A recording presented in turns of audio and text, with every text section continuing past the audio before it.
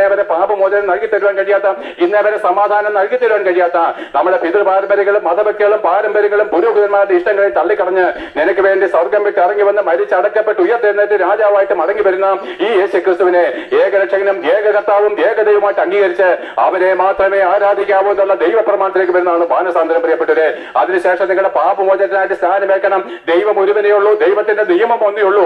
ഈ ഭൂമിയിലെ സകല ജാതി മതസ്ഥർക്കുള്ള ദൈവത്തിന്റെ നിയമാവലി ഒന്നേ ഉള്ളൂ. പ്രിയപ്പെട്ടവരെ, അങ്ങനെ സ്നാനമേൽക്കുമ്പോൾ ദൈവം തന്റെ ആത്മാവിനെ, ഹോളി സ്പിരിറ്റിനെ, യേശുക്രിസ്തുവിനെ മരണത്തിൽ നിന്ന് ഉയർപ്പിച്ചവന്റെ ആത്മാവിനെ നിനക്ക് തരുമെന്ന്.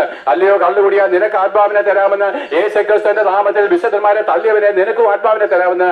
നിനക്ക് അങ്ങോട്ടും ചെന്നാൽ മതി, നിന്റെ പാപങ്ങളെ അവൻ ക്ഷമിച്ചു തരും. അതേ പരിശുദ്ധാത്മാവ് പ്രാപിച്ചവർക്ക് മാത്രമേ ദൈവത്തിലേക്ക് പ്രവേശനമുള്ളൂ. നമ്മളെ സ്വർഗത്തിലേക്ക് കൊണ്ടുവന്നത് യേശുക്രിസ്തുവിന്റെ ആത്മാവ്, പരിശുദ്ധാത്മാവ്. നിന്റെ നേർച്ച കാഴ്ചകൾക്ക് നിന്നെ കൊണ്ടുപോകാൻ കഴിയത്തില്ല പ്രിയപ്പെട്ടവരെ, കഴിയത്തില്ല. അല്ലാതെങ്കിൽ എന്നെ നിനക്ക് സമാധാനം വരുമായിരുന്നു. ദൈവത്തിലേക്കുള്ള സമാധാനമാണ് യേശുക്രിസ്തുവിന്റെ ക്രൂശില് കർത്താവായിരിക്കുന്ന യേശുക്രിസ്തു മുഖാന്തരം നമുക്ക് ദൈവത്തോട് സമാധാനം വരികയാണ്. ആവട്ടെ പ്രിയപ്പെട്ടവരെ, നിങ്ങൾക്ക് ആർക്കെങ്കിലും ഇന്നവരെ പാപമോചനം നേരിട്ടില്ലെങ്കിൽ, ഇന്ന് മരിച്ചാൽ എങ്ങോട്ടാണ് പോകുന്നത് നിങ്ങൾക്ക് അറിവില്ലെങ്കിൽ, ഈ സത്യത്തിലേക്ക് മടങ്ങി വന്നാൽ നിങ്ങൾക്ക് സമാധാനത്തിലൂടെ മരിക്കാം. നമുക്ക് ദൈവത്തോട് ജീവിക്കാം. ആട്ടെ, ഞാൻ ഇത്രയും പ്രസംഗിച്ചല്ലോ. എന്റെ പേര് വിജയഗോപാൽ എന്നാണ്. റാന്നി അയിരൂർ സ്വദേശിയാണ്. ഹിന്ദുമത വിശ്വാസത്തിൽ ജനിച്ചവനാണ്. യേശുക്രിസ്തുവിന്റെ സുവിശേഷം പറഞ്ഞവരെ പരിഹസിക്കുന്നവനാണ്. അഹങ്കാരത്തിന്റെ നഗരത്തിന്റെയും ആശാനായിരുന്നു. അതേ അഹങ്കാരത്തിന് കയ്യും കാലും പിടിച്ചവൻ ഞാനായിരുന്നു പ്രിയപ്പെട്ടവരെ.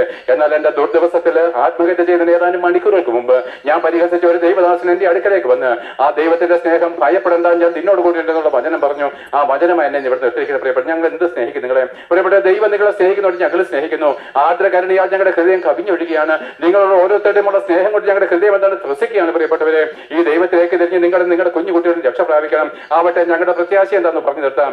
ഇന്നാണ് ഞങ്ങൾ മരിക്കുന്നതെങ്കിൽ, ഇന്നാണ് യേശുക്രിസ്തു മടങ്ങി വരുന്നെങ്കിൽ, അവൻ ഞങ്ങളെ ദ്രവിച്ചു പോകുന്ന ശരീരം മാറ്റി തേജസ്സിന് തിളക്കമേറിയതുമായിരിക്കുന്ന ഒരു പുതിയ ശരീരം തന്ന് 1000 വർഷം ഞങ്ങൾ യേശുക്രിസ്തുവിനോട് ഭൂമിയിൽ വാഴും. അതിനുശേഷം ലോകം അവസാനിക്കുമ്പോൾ ഞങ്ങൾ സ്വർഗത്തിലേക്ക് നിത്യവാസത്തിന് പറന്നു പോകും. അന്ന് സൂര്യചന്ദ്ര നക്ഷത്രാദികളില്ല, കാലമില്ല, സമയമില്ലാത്തത് കൊണ്ട് അതിന് നിത്യത എന്ന പേര്, അതിന് കാലം നിശ്ചയിക്കാൻ കഴിയത്തില്ല.